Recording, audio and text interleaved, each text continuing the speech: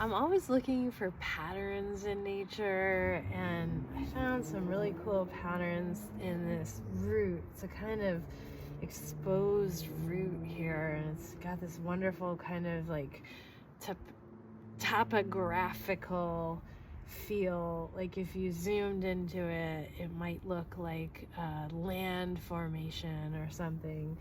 So what patterns can you find in nature? And then for this one, I was gonna do a little rubbing with my ergonomic crayon.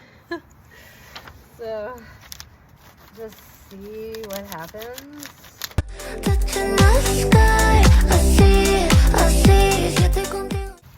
I did get a wonderful feeling for the pattern there. So you can do something like that, you can write about it, you can sketch it, or just open to noticing the patterns all around. And what do they remind you of?